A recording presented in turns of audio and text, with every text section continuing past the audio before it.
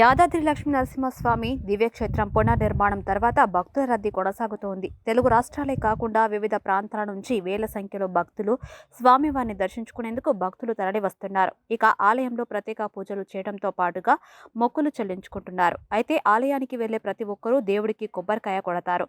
అందుకోసం ఆలయ కమిటీ ప్రత్యేకంగా ఏర్పాట్లు కూడా చేస్తారు. అయితే యాదాద్రిలో కొబ్బరికాయ మొక్కులు చెల్లించుకునే భక్తులకు తిప్పలు తప్పటం లేదు. ఆలయ అధికారుల నిర్లక్ష్యం కారణంగా భక్తులు ఇబ్బందులు ఎదుర్కొంటున్నారు. క్యూలో కొబ్బరికాయతో వస్తున్న భక్తులను కాంప్లెక్స్ ప్రవేశం వద్దే ఆలయ సిబ్బంది నిలిపివేస్తూ వారిని విష్ణు పుష్కరిణి వద్ద ఆంజనేయ స్వామి గుడి వద్ద టెంకాయ మొక్కు సమర్పించాలని సూచిస్తున్నారు.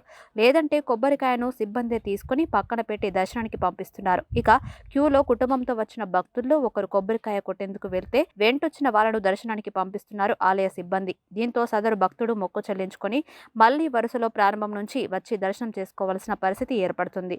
ఆ తర్వాత తమ వారిని వెతుక్కుంటూ ఇబ్బందులకు గురవుతున్నారు. గతంలో కొబ్బరికాయ మొక్కును గర్భగుడిలోని స్వయంభువుల వద్దే సమర్పించేవారు భక్తులు. ఆ తర్వాత గర్భాలయం గడప దాటి ధ్వజస్తంభం ప్రాంగణానికి పడమటి రాజగోపురం ఎదుటకు మార్చారు అధికారులు. ఆలయ అభివృద్ధి తర్వాత ఈ మొక్కు తీర్చుకునేందుకు ప్రధాన ఆలయం దరిదాపుల్లో కాకుండా ఆంజనేయ స్వామి గుడి వద్ద అవకాశం కల్పించారు. అయితే అందుకు సంబంధించిన సైన్ బోర్డులు ఏర్పాటు చేయలేదని భక్తులు వాపోతున్నారు. ఇప్పుడు కొబ్బరికాయలతో ప్రధాన ఆలయం క్యూ లైన్లకు వెళ్లడంతో అక్కడ సిబ్బంది నిలిపివేయడంతో ఇబ్బందులు పడుతున్నామని భక్తులు తెలిపారు.